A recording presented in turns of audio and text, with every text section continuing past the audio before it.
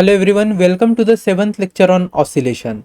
Six lecture में हमने पढ़ा था energies for a particle performing SHM, जहां पर हमने kinetic energy, potential energy and total energy की बात करी थी। सो काइनेटिक एनर्जी का क्या फॉर्मूला आया था? For a particle performing displacement x from the mean position, it was half of M omega का square then a square minus x square. ठीक है, अगर हमें एम ओमेगा के स्क्वायर के फॉर्म में नहीं लिखना है, यहाँ पर स्प्रिंग कांस्टेंट या फोर्स कांस्टेंट लेके आना है, तो यही formula was half k into a square minus x square. So किसके लिए आया था फॉर्मूला? Kinetic energy. और अगर मैं पोटेंशियल एनर्जी की बात करूँ, the same formula was half of M omega square and here it was X square only, and in terms of K the formula would have been half of K X का square. चलेगा। Now we have seen total energy as well. तो total energy क्या होती है? It is the sum of kinetic energy plus potential energy, and we have seen that at any instant और eight any displacement the total energy was half of M omega का square a square और half of k a का square. चलेगा। एक चीज हमने ये भी समझी थी कि हम जो भी वर्क डन करते हैं स्प्रिंग ब्लॉक जो ऑसिलेटर मैकेनिज्म था वहाँ पे, तो सारा का सारा वर्क डन जो होता है वो पोटेंशियल एनर्जी के ही फॉर्म में स्टोर होता है। मतलब जो स्टोर्ड एनर्जी है वो क्या होती है? पोटेंशियल एनर्जी होती है। चलिए, अब इससे रिलेटेड एक छोटा सा सीईटी का क्वेश्चन है, वो देख लेते हैं and then we will see simple pendulum. चलो, क्या दिया है question? Two springs of constant K and 2K are stretched by the same force. If W1 and W2 are the energies stored in them respectively, then हमें चार option दिए हैं और basically W1 और W2 के बीच में रिलेशन पूछा है। तो देखिए क्या कहा है कि दो अलग अलग स्प्रिंग्स है जिनके अपने अपने स्प्रिंग कांस्टेंट है। पहले का स्प्रिंग कांस्टेंट K है, दूसरे का spring constant 2 times of K है, लेकिन फोर्स कैसे लगाया है? दोनों पे सेम फोर्स लगाया है, और जो एनर्जी स्टोर हुई है वो है W1 W2। अब जानते हैं जो भी एनर्जी स्टोर होती है वो इन the form of potential energy होती है। सो आई कैन राइट हियर, ऐसे मैं लिख लेता हूँ। So I can write here that whatever be the work done, it is exactly equal to potential energy. तो अगर मैं पहले स्प्रिंग की बात करूँ तो W1 would be half of, अब m ओमेगा स्क्वायर के फॉर्म में भी लिख सकते हैं या फिर k के फॉर्म में लिख सकते हैं, but we can see here we have been provided spring constant, so formula I am writing here it is in the form of k। So पहले स्प्रिंग के लिए spring constant is only k, so I am writing here half of k into x का square. अब कौन सा x? तो x1। क्यों x1? क्योंकि भले ही फोर्स सेम रहा होगा, लेकिन चूंकि स्प्रिंग कांस्टेंट अलग अलग है तो उसके अंदर जो प्रोड्यूस होने वाला डिस्प्लेसमेंट है, सॉरी जो एक्सटेंशन है, वो भी अलग अलग होता है। चलेगा। और अगर W2 की बात करें तो W2 would be half of, उसका स्प्रिंग कांस्टेंट है twice of k and multiplied bye x2 का स्क्वायर। चलो, अब दोनों में रिलेशन फाइंड करना है, so what I am doing is W1 upon W2 कर लेते हैं। So this is 1/2 k into x1 का स्क्वायर डिवाइडेड बाय, यहाँ पे देखिए 2 अगर कैंसिल हो जाता है तो we have k into x2 का स्क्वायर ओनली। अब k फिर से कैंसिल हो गया तो W1 अपॉन W2 क्या बचा है? x1 अपॉन x2 का आप होल स्क्वायर कर लीजिए और इस 1/2 को अलग से रख दीजिए। Now if you see the option, we cannot see x1 और x2 anywhere. So इसका मतलब है कि हमें इस एक्सप्रेशन से x1 और x2 को क्या करना पड़ेगा? एलिमिनेट करना पड़ेगा। और एलिमिनेट करने के लिए जो गिवन कंडीशन है उसको ध्यान से पढ़ना है। क्या बोला है उन्होंने? They are stretched by the same force. अगर वो सेम फोर्स से स्ट्रेच हुआ होगा तो इसका मतलब है, यहाँ पर मैं रफ में लिख रहा हूँ, मान लीजिए अगर पहले स्प्रिंग पर लगने वाला फोर्स F है तो दूसरे भी स्प्रिंग पर F ही फोर्स लग रहा होगा। अब हमें पता है रिस्टोरिंग फोर्स का जो रिलेशन होता है वो इन टर्म्स ऑफ मैग्नीट्यूड होता है, spring constant multiplied by displacement. So for first spring that would be k into x1, और अगर सेकंड स्प्रिंग है तो that would be 2 times of k into x2। If I take the ratio of x1 with respect to x2, what I would be getting is 2k upon k, k cancel, तो x1 upon x2 क्या बचा? 2। तो इसको मैं यहाँ अगर put कर लेता हूँ, so what I can write here, W1 upon W2 would be 1/2 into x1 upon x2 is 2, 2 का square is 4, so that means 2 1s are 2, 2 2s are 4, so basically W1 would be 2 times of W2, and which option is depicted here? Yes, option B, W1 is 2 times of W2 चलेगा. So B is our correct option. Now let's move towards next topic which is very important and this particular topic has been asked in CET का exam for multiple times. चलेगा. Now अब simple pendulum क्या होता है, तो अगर आपको याद हो जो फर्स्ट चैप्टर था, फर्स्ट चैप्टर में हमने वर्टिकल सर्कल मेथड दिखा था, राइट. वर्टिकल सर्कल में क्या हुआ था, कोई भी जो पार्टिकल है वो पर्टिकुलरली इस वर्टिकल सर्कल में सर्कुलर मोशन परफॉर्म कर रहा था. और अगर मान लीजिए उसी वर्टिकल सर्कुलर मोशन को मैं ऐसे देखूं कि मेरा पार्टिकल नीचे है, ठीक है, and it is moving like this back and fourth back and fourth back and fourth, तो ये क्या हो गया, एक सिंपल पेंडुलम हो गया. यही इसी टाइप की जो मोशन होती है ना वर्टिकल सर्कल के अलॉन्ग, इसी मोशन को फॉलो करता है हमारा सिंपल पेंडुलम. तो देख लेते हैं भैया सिंपल पेंडुलम कैसे होगा. तो जैसा हमारा नॉर्मल पेंडुलम होता है उसमें क्या होता है, एक स्ट्रिंग होती है, right, and this string is attached with a bob. Let's say ये जो भी बॉब है उसका है mass m and this setup is called as our simple pendulum. इसी तरीके का एक पेंडुलम हमने रोटेशनल डायनामिक्स में देखा था, जो था हमारा कोनिकल पेंडुलम. कोनिकल पेंडुलम में क्या था, वहां पर भी ऐसा सपोर्ट था जहां से स्ट्रिंग अटैच की थी और मास सस्पेंडेड था, that mass is known as bob. But यहाँ पे जो मोशन होती है उस पर्टिकुलर बॉब की, it is along the horizontal circle, ठीक है, हॉरिजॉन्टल सर्कल. और यहाँ पे मोशन कैसी होगी, along the vertical circle. अब ये पूरा सर्कल ट्रैवल करता है क्या, बिल्कुल नहीं, some part of that circle is being traveled by this particular bob. इतना याद रखना है. दूसरी चीज, जो हमारा पर्टिकुलर कोनिकल पेंडुलम होता है वहां पे वर्टिकल के साथ स्ट्रिंग एक कांस्टेंट एंगल बना के रखती है. सिंपल पेंडुलम में ऐसा नहीं होता, जो एंगल है वो एंगल बदलते रहता है. ये भी चीज आपको याद रखनी है. चलेगा. उसके बाद में ये जो एंगल होता है theta, in case of conical pendulum this theta can never be 90 degree, क्योंकि कोन बनाने के लिए angle has to be lesser than 90 degree. अगर 90 डिग्री एंगल में रख रहा हूं तो क्या उसे कोन कहा जाएगा, नहीं, वो एक हॉरिजॉन्टल सर्कुलर मोशन हो जाएगा, that will not remain as a cone. तो कुछ बेसिक सी चीजें है, जैसे मान लीजिए वहां पर जो कोनिकल पेंडुलम था उसके केस में टाइम पीरियड का फॉर्मूला क्या निकल कर आया था, it was 2 pi under root of L cos theta upon G. इसी L cos थीटा को अपन H भी बोल सकते थे, ठीक है.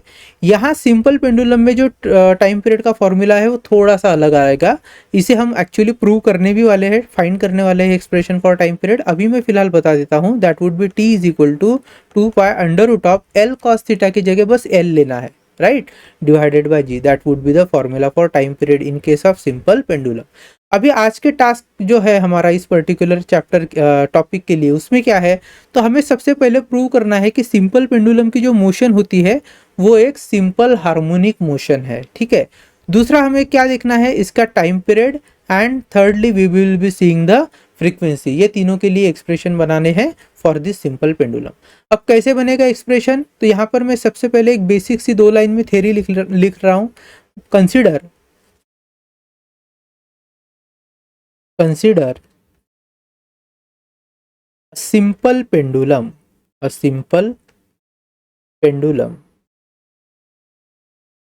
is performing oscillations as shown in figure.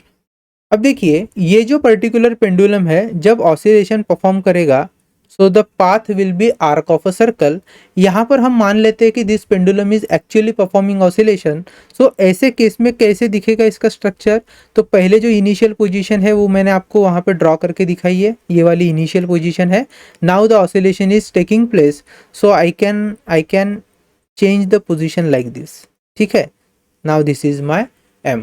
और यहाँ पे जो लेंथ होती है पेंडुलम की वो कितनी होती है, स्ट्रिंग प्लस जो बॉब होता है उसका सेंटर ऑफ मास तक का डिस्टेंस, तो उसे हम कहते हैं लेंथ ऑफ पेंडुलम. तो यहाँ पे L is the length of pendulum, here is also L is the length of pendulum.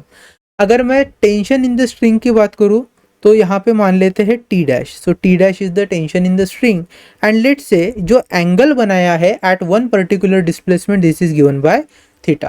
So theta is angle made by that string with respect to vertical, m be the mass of bob.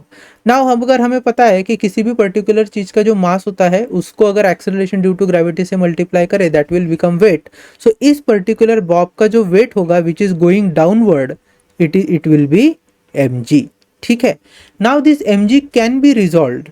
एक तो इसका component होगा जो tension के opposite direction में काम कर रहा होगा, राइट, वो होगा, वो क्या हो सकता है, तो देखो अगर ये एंगल थीटा है, दिस एंगल थीटा, सो क्या मैं ये एंगल भी थीटा लिख सकता हूँ, बिल्कुल लिख सकता हूँ, है ना, ज्योमेट्री के प्रॉपर्टी के हिसाब से, तो ये हो गया थीटा।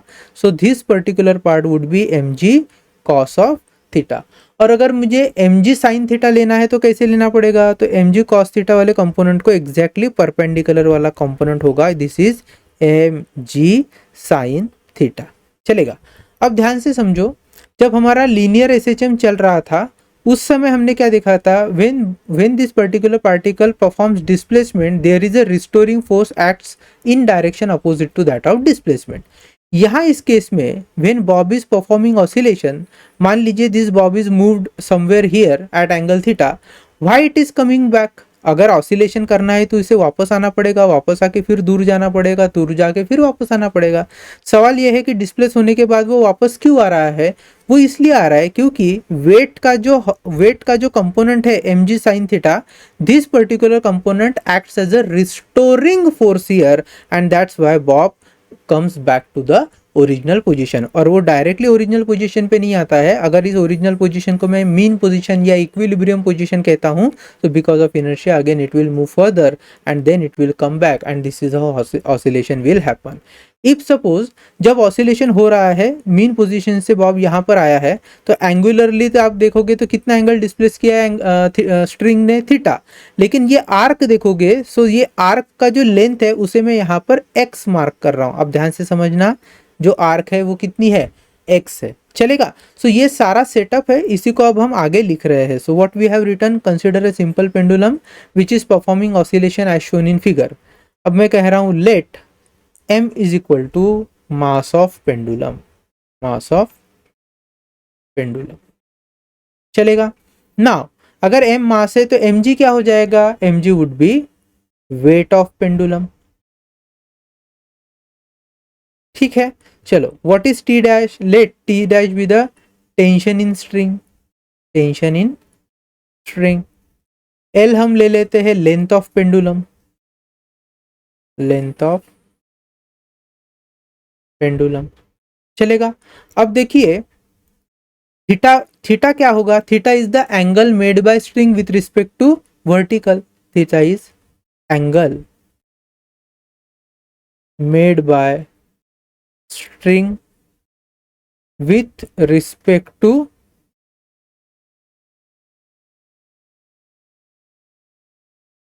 vertical।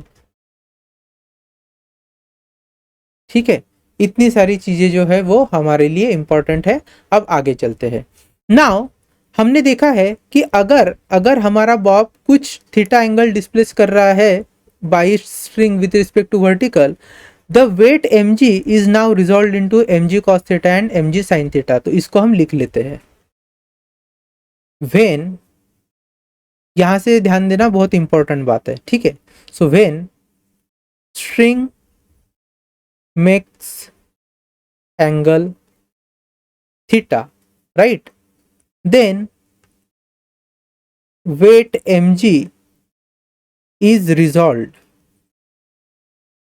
एज, सबसे पहले देखो कैसे वेट रिजॉल्व हो रहा है, one is mg cos of theta. Now if you see the diagram, ये जो mg cos थीटा है वो किसे बैलेंस कर रहा है, it is actually equal to tension in the string. So I am writing this as equal to t dash which is tension in the string, and see second is mg sin theta, mg sin theta, and this mg sin theta acts as a restoring force when bob moves away from the equilibrium position or mean position। तो this is my restoring force। ठीक है, इस restoring force को मैं F नाम दे देता हूं। अब ध्यान से देखो, जैसे जैसे बॉब दूर जाते जाएगा, राइट, वो जितना दूर जाएगा उतना एंगल ज्यादा डिस्प्लेस होते जाएगा, और एंगल जितना ज्यादा डिस्प्लेस होते जाएगा उतना ही ज्यादा फोर्स लगते जाएगा इस बॉब को, so that it should come to its initial equilibrium position. तो यहाँ हम कह सकते हैं कि जो रिस्टोरिंग फोर्स है वो actually in the opposite direction लग रहा है। किसके अपोजिट डायरेक्शन लग रहा है? थीटा के। तो थीटा अगर एंटी क्लॉकवाइज डिस्प्लेस हो रहा है तो हम कहेंगे भैया हमारा जो रिस्टोरिंग फोर्स है वो क्लॉकवाइज डायरेक्शन में लग रहा होगा। So I am saying as we know the restoring force F would be equal to कितना? mg cos theta, mg sin theta, but its direction would be opposite to that of theta। इस चीज को आपको याद रखना है, चलेगा ना?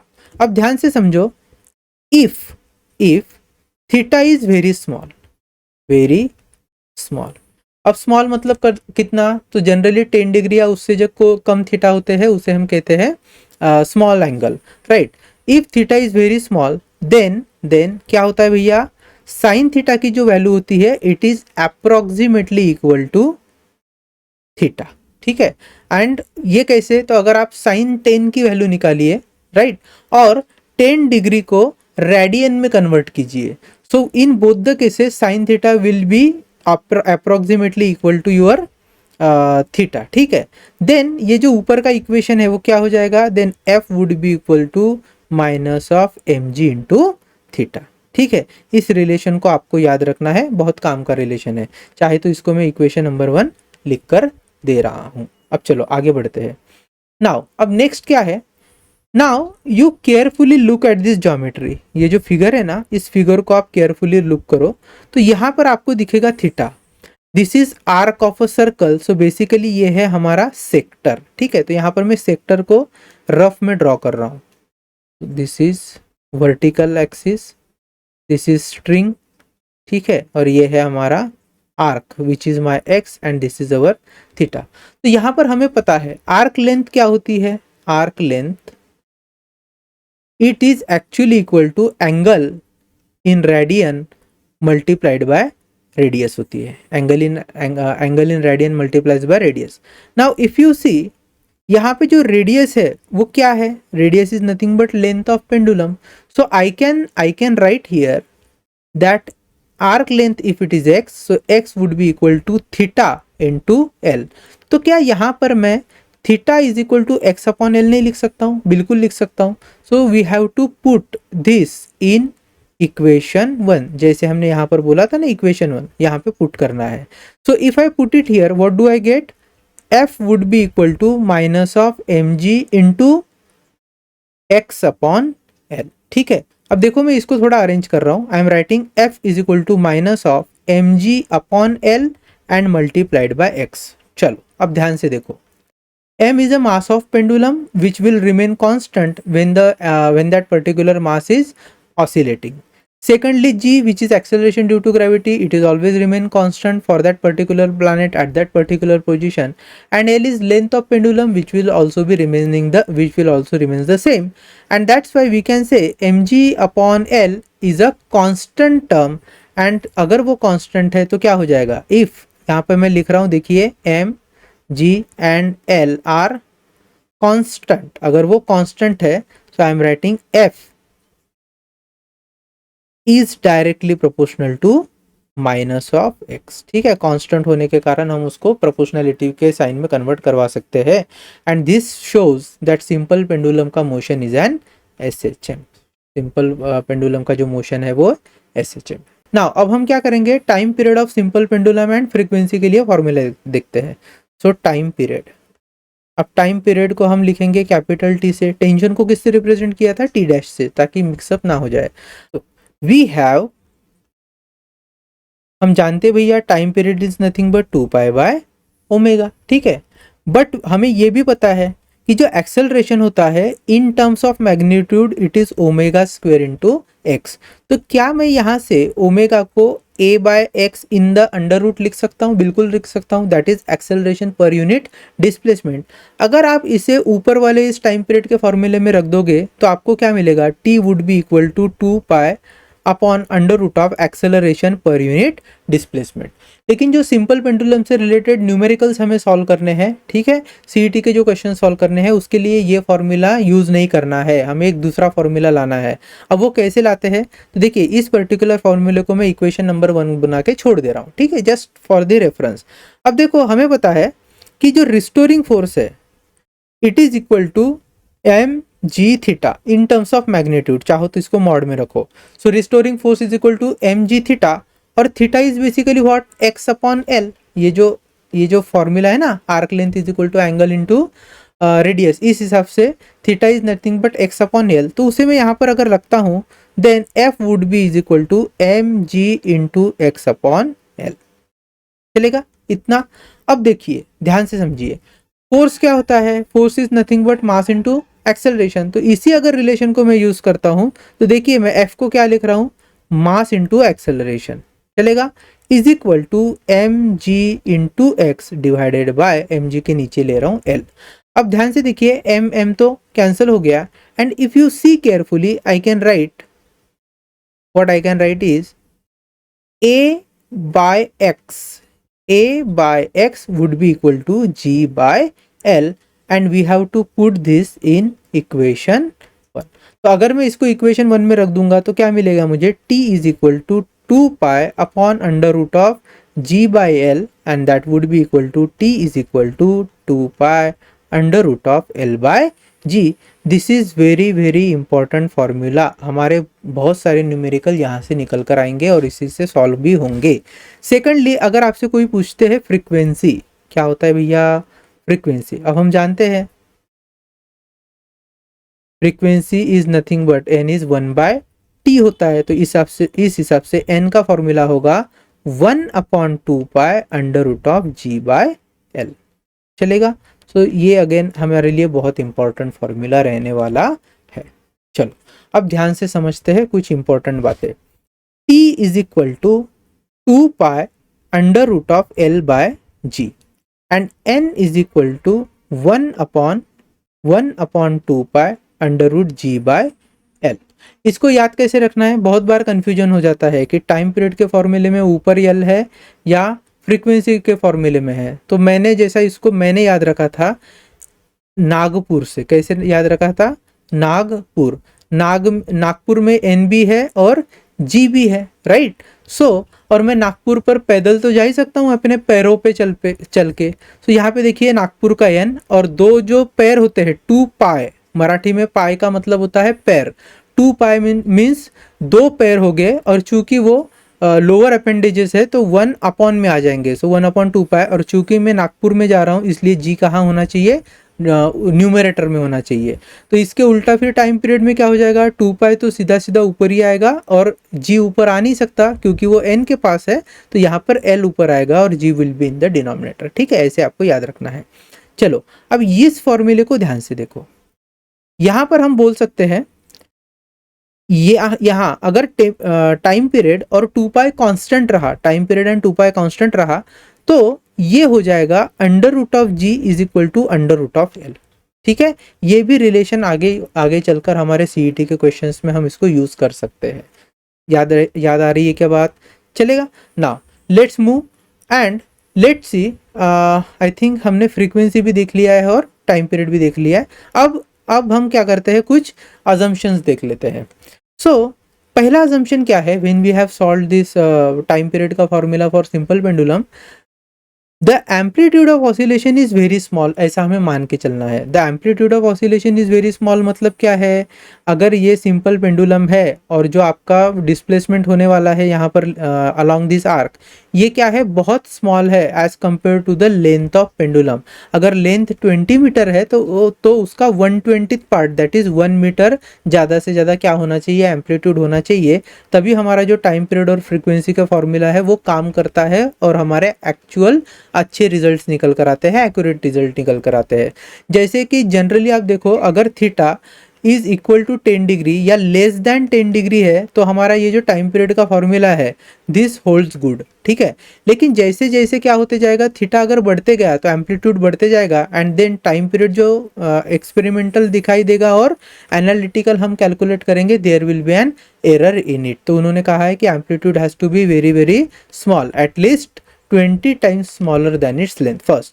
Second, the length of string is large. जो हम string use करते हैं simple pendulum में, it has to be sufficiently large. Third, during oscillation bob moves along a single vertical plane, तो वो वॉबल नहीं कर रहा है, ऐसे एक सिंगल वर्टिकल प्लेन में हमारा जो पर्टिकुलर बॉब है वो आर्क, उस पर्टिकुलर आर्क पर अपना ऑसिलेटरी मोशन परफॉर्म कर रहा है। ये बेसिक अजम्पशन है, इसको याद रखना है, तभी जाके टी का जो फॉर्मूला है 2π√L/g वो हमारा वैलिड रहेगा। चलो आगे बढ़ते हैं। Now next we have to learn laws of pendulum. अब कुछ नहीं है laws of pendulum, generally formula क्या होता है टाइम पीरियड का, t is equal to 2π√L/g। ये फॉर्मूला है, यहीं से 4 लॉज बनते हैं, वैसे मेन 3 ही है। सबसे पहला लॉ कहलाता है law of length. Law of length, अब लॉ ऑफ लेंथ क्या कहता है कि जो आपका t है वो डायरेक्टली प्रोपोर्शनल है √L के। t is directly proportional to √L when, अगर एक्सेलरेशन ड्यू टू ग्रेविटी क्या हुई, कांस्टेंट। 2π तो वैसे भी कांस्टेंट है, तो we can say that time period of simple pendulum is directly proportional to square root of your length of pendulum, and hence this is known as law of length. कब, when g is constant. चलेगा।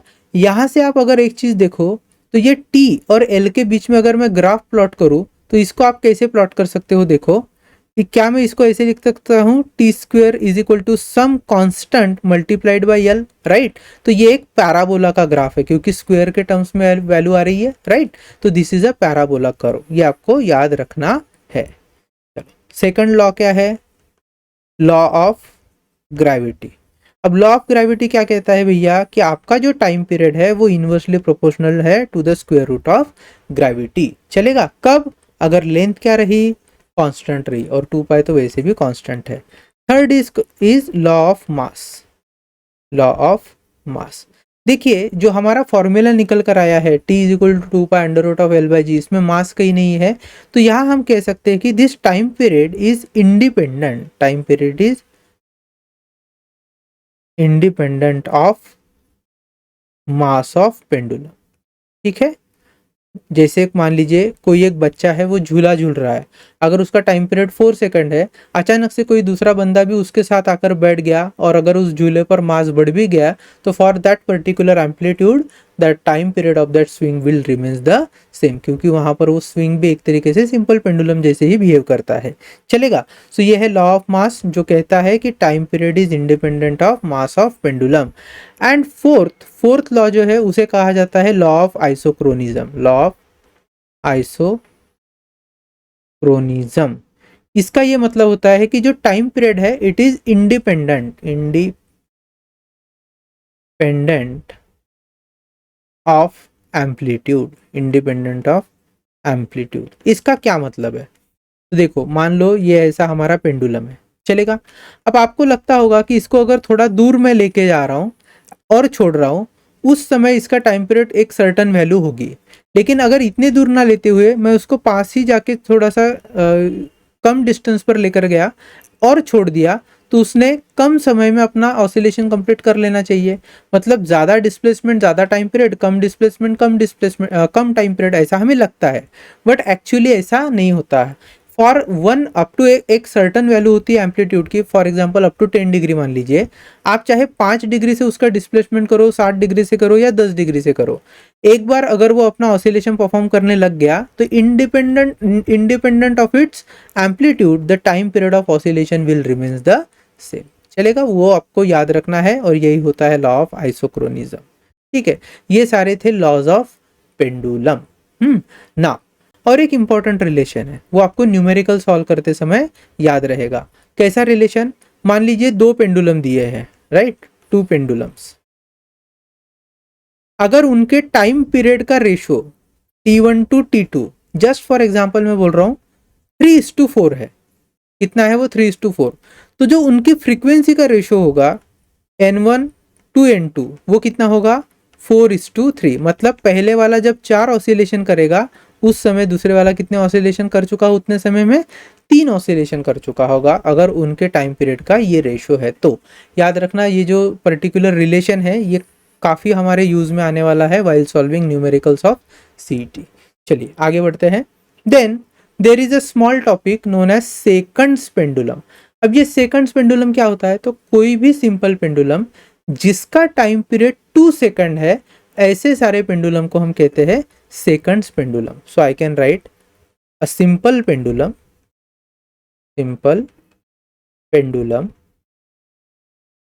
having time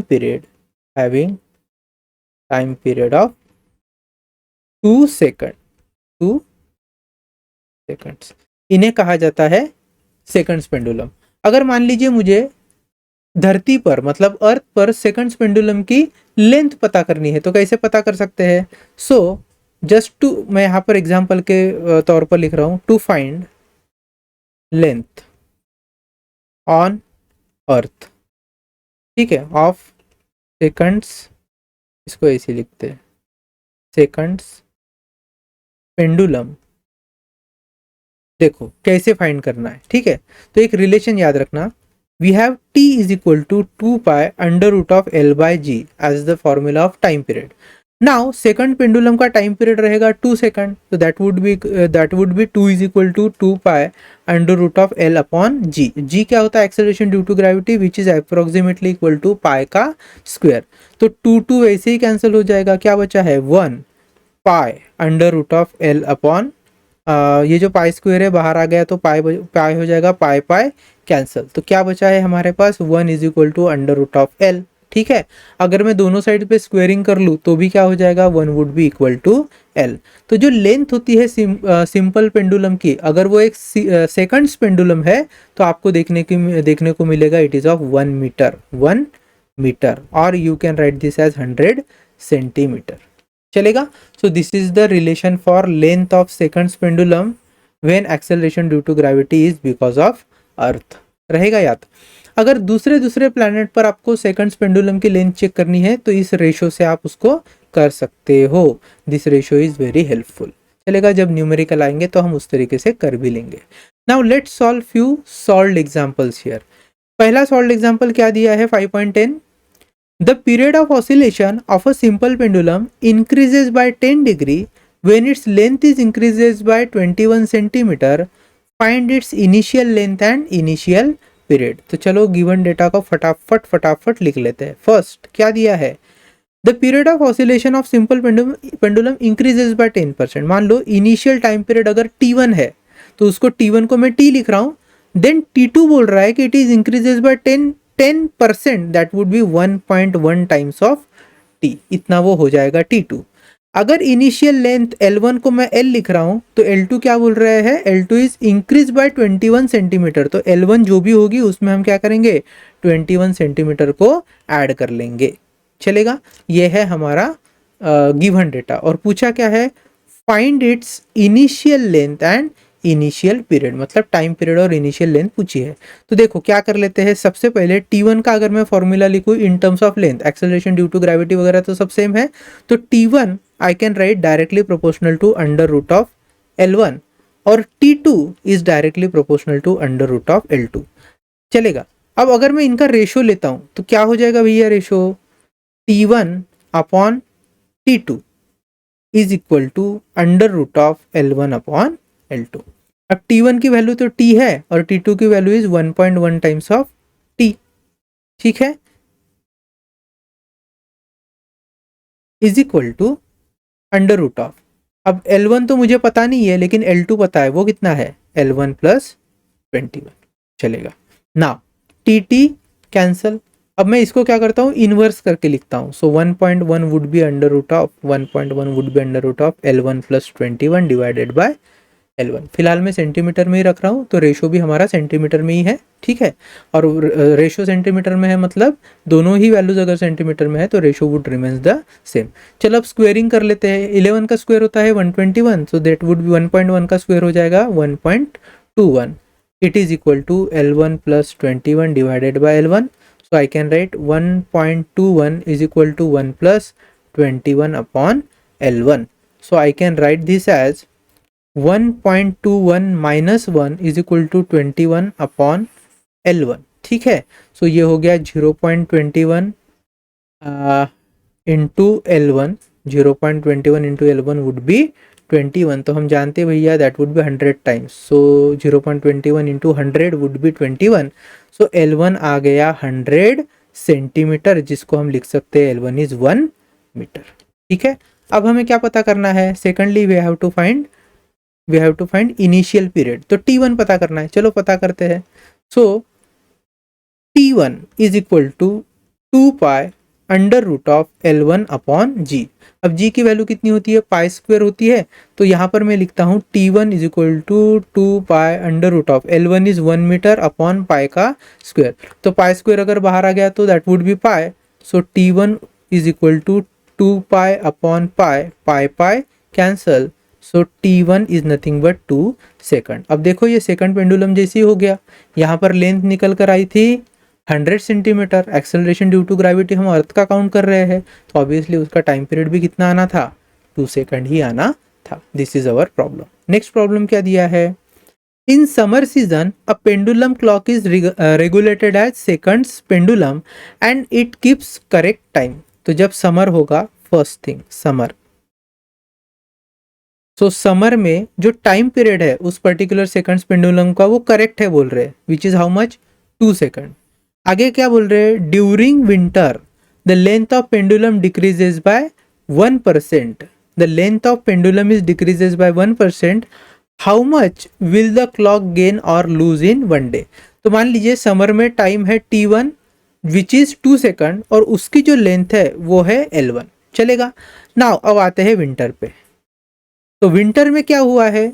जो length है उस particular pendulum की, अगर मैं उसको L2 लिखता हूं, सो वो L1 से कम हुई है 1%, that is 0.99 times of L1 हो चुकी है। ऐसा हम लिख सकते हैं ना, 1% कम हुई है मतलब 99% बची होगी, and that 99% is 0.99 times of L1। ऐसा हमने लिख लिया है। और हमें T2 पता करना है। देखो जैसे ही हम T2 पता करेंगे ना, तब बात खिलनी और पता होनी क्लियर हो जाएगी कि क्लॉक गेन का मतलब क्या होता है और लूज का मतलब क्या होता है। तो सबसे पहले हम क्या कर लेते हैं? T2 को फाइंड करते हैं। कैसे फाइंड करेंगे? तो हमें पता है भैया T1 is directly proportional to under root of L1 and T2 is directly proportional to under root of L2। क्योंकि दोनों ही अगर अर्थ पे है तो acceleration due to gravity same होगी, 2 पाई की वैल्यू सेम होगी, तो वो कैंसिल हो जाएंगे। सो यहाँ पे जो रिलेशन निकल कर आएगा that is T1 is directly proportional to under root of L1 and T2 is directly proportional to under root of L2। इसको हमें यूज करना है। चलो यूज करते हैं। तो मैं क्या कर लेता हूं, चूंकि मुझे T2 फाइंड करना है तो T2 को मैं T1 से डिवाइड कर लेता हूं। तो that would be equal to under root of L2 upon L1 हो जाएगा। चलेगा। नाउ T2 अपॉन T1 कितना है भैया? 2 सेकंड से, तो उसको डायरेक्टली लिख लिया है मैंने, and under root of.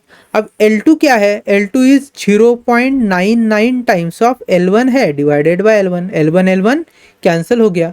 So T2 by 2 is equal to under root of 0.99। अब जैसे 1 जो है वो 1 का ही स्क्वायर रूट होता है, वैसे ही 0.99 भी 0.99 का ही स्क्वायर रूट है। इसके लिए मैं T2 को लिख रहा हूँ 0.99 टाइम्स ऑफ 2। अब आगे हम लिख रहे हैं T2 is equal to 0.99 into 2 is that would be 1.989 something. ठीक है, बहुत सारी डिजिट्स है, तो इसको राउंड फिगर की तरफ लिखते हैं। That would B 1.99 second. चलेगा।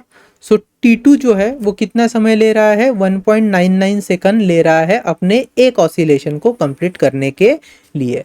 अब देखिए टाइम गेन होता है या लूज होता है, इसको कैसे समझेंगे? देखो समर की बात कर रहा हूं मैं, ठीक है। अगर हमारे पेंडुलम का टाइम पीरियड है 2 सेकंड, ध्यान से समझना इसको, कितना है टाइम पीरियड? 2 सेकंड।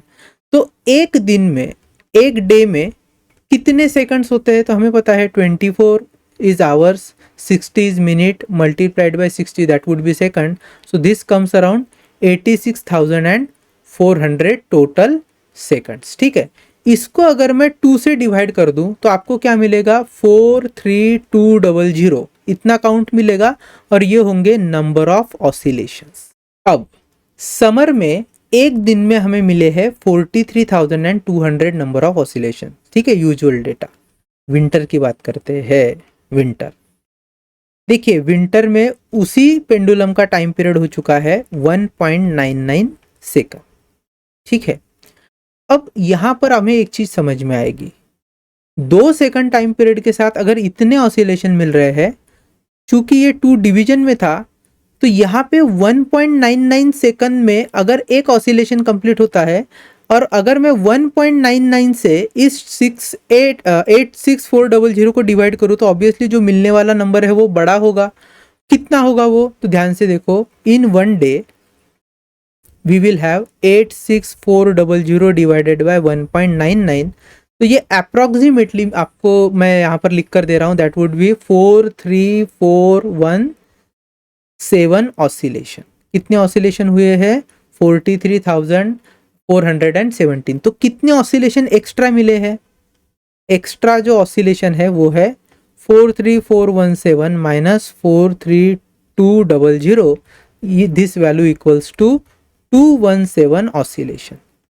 इसका मतलब है कि हमारा ये जो विंटर वाला पेंडुलम है ना, इसने 217 एक्स्ट्रा ऑसिलेशन किए हैं।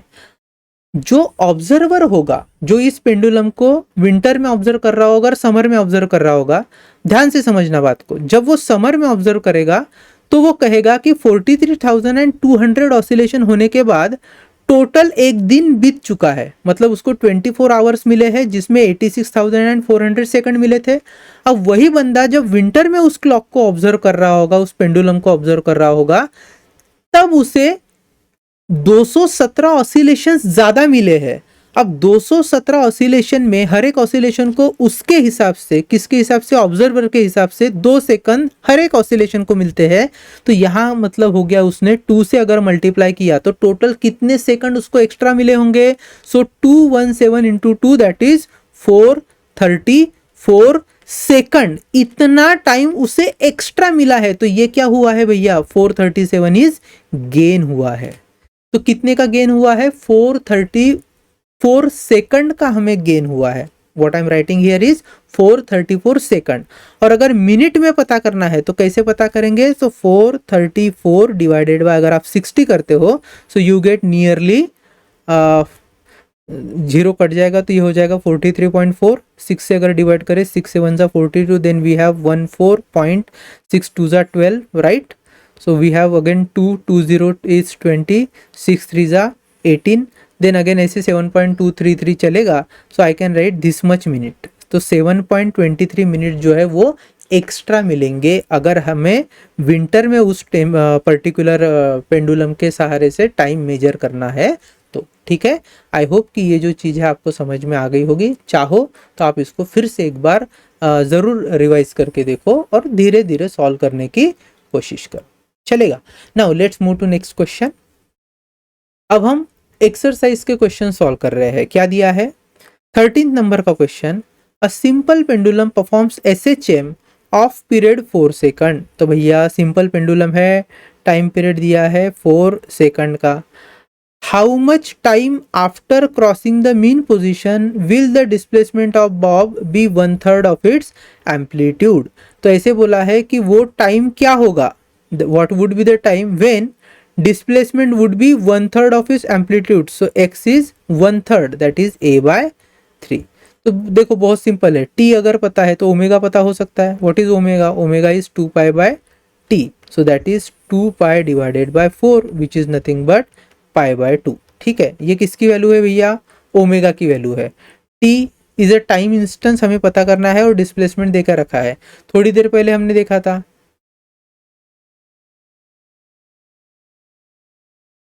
अब थोड़ी देर पहले हमने देखा था, क्या देखा था कि जो पर्टिकुलर मोशन है सिंपल पेंडुलम का वो क्या है, एक एसएचएम है ना। और उस एसएचएम के केस में हम displacement equation x is equal to A into sine of omega 2 को, ओमेगा टी को बिल्कुल यूज कर सकते हैं, राइट। तो ये स्मॉल टी पूछा है, चलो x is a by 3, right. I am writing this as a by 3 is equal to A into sine of omega की वैल्यू कितनी आई है भैया, पाई बाय 2 इंटू टी। चलेगा, A cancel, this is 1/3 is equal to sine of pi by 2, sine of pi by 2 into T. अब देखो sine inverse हमें देखना है 1/3 का, 1/3 क्या होता है 0.3333 ऐसे होगा, राइट। सो इसको लिख रहा हूं मैं 0.3333 is equal to pi by 2 times of T. अब हमें क्या करना पड़ेगा, इसको सॉल्व करने के लिए मैं लॉग टेबल में जाता हूँ, उसके एंगल्स देखता हूँ। तो हमें नेचुरल साइंस में जाना है और नेचुरल साइंस में देखना है कि 0.333 कहाँ मिल रहा है मुझे। So if you see here 0.3233, देखिए 0 पॉइंट हमें चाहिए 3333, तो ये हो गया 0.3338, तो चलेगा, मैं इसको ले लेता हूँ। तो ये आएगा 19 degree and how many minutes, 30 minutes. तो इसको मैं 19.5 डिग्री ले रहा हूँ। देखो दिस इज 19.5 डिग्री, उसको हमें कन्वर्ट करना है रेडियन में, विच इज पाई बाय 180, और यहाँ पर कितना बचा है, पाई बाय 2 इंटू टी। अब देखो पाई पाई हो गया कैंसल, ठीक है, और बचता है 2, 2 वन जा 2, 290, सो 90 इंटू 2 इज 180, तो यहाँ हो गया 19.5 divided by 90, this is equal to T. इसको और इजी कर लेते हैं, so this would be 1.95 divided by 9 is equal to T. अब 1.95 को मैं डिवाइड करता हूँ, सो 1.95 डिवाइडेड बाय 9। अब देखिए ये तो है 9 टू ज़ा 18, right, then this is 15, 9 one ज़ा 9, देन दिस इज 6, अगेन 0, 9 5 ज़ा 45, 9 6 ज़ा 54, 9 6 ज़ा 54, again 6, again that would be 0, again 9 6, so 2166। तो t की जो वैल्यू है वो कितनी निकल कर आई है, t is equal to 0.2166 second, ठीक है। This is the time when amplitude will become one third of its amplitude, sorry, when displacement will become one third of its amplitude. चलेगा, चलो नेक्स्ट क्वेश्चन देखते हैं। A simple pendulum of length 100 centimetre performs SHM। अब देखो length दिया है 100 centimetre, यहाँ पे जो कुछ इंपॉर्टेंट गिवन डेटा है उसे मैं लिख रहा हूँ। तो length of pendulum is 100 centimetre, तो ये हो जाएगा 1 मीटर। अब हमने देखा है जो सेकंड्स पेंडुलम होता है ना, उसकी लेंथ होती है 1 मीटर, तो इसका मतलब टाइम पीरियड कितना आना चाहिए, वो आना चाहिए 2 सेकंड। अगर चाहो तो करके देखो, t is equal to 2 pi under root of L by g, g is nothing but pi square, तो जी जैसे ही बाहर आ जाएगा that would be pi, so we have t is equal to 2 into under root of L, L is 1, that is t is equal to 2 second, है ना। चलो अब देखो आगे क्या बोला है, find the restoring force acting on its bob of mass 50 gram. अब देखो मास है 50 gram, so 50 gram is what, 50 into 10 to the power -3 kg, ये भी एक डेटा दिया है। Next, when the displacement from mean position is 3 centimetre, तो x की वैल्यू दी है भैया 3 सेंटीमीटर, तो I can write this as 3 into 10 to the power -2 metre. और पूछा क्या है, फाइंड द रिस्टोरिंग फोर्स, हमें रिस्टोरिंग फोर्स F की वैल्यू पता करनी है। अब इतना तो हम जानते ही है कि ये जो रिस्टोरिंग फोर्स होता है F is equal to k into x, in terms of magnitude it's k into x, but x की वैल्यू है हमारे पास, दी है उन्होंने। k की वैल्यू दी है क्या, लेकिन नहीं दी है, तो k कैसे फाइंड करेंगे, तो हम जानते हैं भैया that omega square is k by m, तो k क्या हो जाएगा, m इंटू ओमेगा स्क्वायर, है ना, तो इसी को यहाँ पर पुट कर लेते हैं। So I am writing f is equal to m into omega square into x। चलो m is how much, 50 into 10 to the power -3 multiplied by omega is what, 2 pi by t, उसका whole square into x। चलो so I am writing here 50 into 10 to the power -3 into 4 pi का square divided by time period कितना था, 2 second था, तो उसका square is 4 into x, 4 4 cancel. अच्छा x की वैल्यू भी देकर रखी है, कितनी है, 3 into 10 to the power -2, so 50 into 3 is 150, 150 into 10 to the power -3, 10 to the power -2, 10 to the power -5 into pi का स्क्वायर। अब पाई स्क्वायर कितना होता है, 9.8 होता है, ठीक है।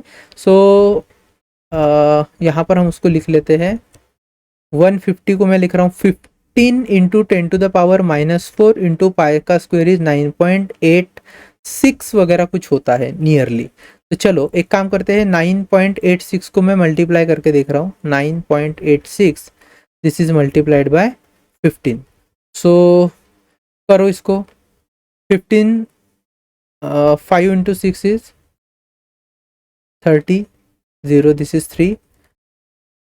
8 into 5 is 40. 40 plus 3 is 43. Then we have 4. 9 into 5, 45 plus 4, 49. Again 0. Then 6, 8, 9. ठीक है. So 0, 9, 17, 1. 10 plus 4 is 14. So we have 147.90. 147.90 into 10 to the power minus 4. That would be 1.4947. ठीक है. So 1.479 into 10 to the power minus 2 Newton. So approximately तो ये हो जाएगा 1.48 into 10 to the power minus 2 Newton. ठीक है. तो ये जो उन्होंने आंसर दिया है इसके साथ वैल्यू मैच हो रही है. चलो अब आगे बढ़ते हैं. Next question, find the change in the length of seconds pendulum. Change in the length of second pendulum पता करनी है. If the acceleration due to gravity at the place changes from 9.75 to 9.8. अब देखो मैंने जैसे कहा था सेकंड्स पेंडुलम है, टाइम तो सेम ही रहता है. अगर आप देखो तो time is directly proportional to root L होता है और इनवर्सली प्रोपोर्शनल टू रूट जी होता है. इस हिसाब से अगर टाइम कांस्टेंट हुआ सो हम लिख सकते हैं भैया root g is directly proportional to root L. ठीक है. ये जो जी है इधर चले जाएगा, टी कांस्टेंट है तो root g is directly proportional to root L में लिख सकता हूँ. तो फर्स्ट इंस्टेंस जी की क्या वैल्यू है, इट इज 9.75 और सेकंड इंस्टेंस को मैं जी डैश लिख रहा हूँ, इसकी वैल्यू कितनी दी है, it is 9.8. Sorry this is 9.8. चलेगा. पहले इंस्टेंस को length is L, second instance को हम लेंथ ले लेते हैं एल डैश. चलेगा. अब देखो हमें पता क्या करना है, चेंज इन लेंथ मतलब डेल्टा एल पता करना है. तो देखो डेल्टा एल कैसे पता होगा. डेल्टा एल को जैसे मैंने कहा if you see carefully L का रिलेशन जी के साथ है. जी अगर बढ़ते गया तो एल भी बढ़ते जाएगा. In case of L dash g dash की वैल्यू जो है वो ज़्यादा है तो एल डैश की वैल्यू ज़्यादा मिलनी चाहिए. तो एल डैश माइनस अगर एल करते हैं तो we will be getting delta L. चलो कैसे फाइंड करेंगे इसको. ऊपर को मैं इक्वेशन 1 बोलता हूँ, इसे अगर इक्वेशन 2 बोलता हूँ. सो आई कैन राइट, यहाँ पे मैं सॉल्व कर रहा हूँ. L dash upon L would be 9.8 divided by 9.75. इसको और सिंप्लीफाई कर लेते हैं. So L dash upon L would be 980 again divided by 975. अब देखो 980 को अगर मैं 975 से डिवाइड करता हूँ तो this is 1 right. So 975 and we have 5. लेना पड़ेगा पॉइंट, फिर डिवीजन नहीं हो रहा है सो 0 ले रहा हूँ, देन अगेन 0, उससे भी काम नहीं बात हो रहा है सो अगेन 0 ले रहा हूँ and then this would be 5000. Now 975 को अगर आप 5 से मल्टीप्लाई करो, 975 मल्टीप्लाइड बाय 5, सो 5 5 जा 25. We have 5 into 2, 5 into 7 35, 35 plus 37, 7 we have 3. 9 into 5 is 45, 45 plus 3 48. So that would be 4875 and here it would be 125. ठीक है. and then 0 1250. तो ये कितना आया था, दिस वॉज 5 ना. तो 1250 को अगर 975 से डिवाइड करना है तो that would be 975 into 1. So हमारा ये आंसर आया है भैया L dash upon L is equal to 1.0051 right. 1.0051 is to 1. तो चेंज इन लेंथ कितने का है, अगर if L is equal to मैं ले रहा हूँ 1 मीटर देन एल डैश कितना आएगा, L dash would be 1.0051 metre. तो डेल्टा एल हो गया 0.0051 मीटर. ठीक है. This is our answer 0.0051 metre. चलेगा. अब हम क्या करते हैं, आगे आने वाले लेक्चर्स में सिंपल पेंडुलम से रिलेटेड जो इंपॉर्टेंट MHCET के क्वेश्चंस है वो देखेंगे. लेकिन इसके पहले मेरे आपसे ये रिक्वेस्ट रहेगी कि जो वर्टिकल सर्कुलर मोशन वाला कॉन्सेप्ट था फर्स्ट चैप्टर का उसको आप एक बार रिवाइज कर लीजिए ताकि आगे के जो क्वेश्चंस है that will be very easy for us to solve. चलिए अब मिलते हैं हमारे नेक्स्ट वीडियो में.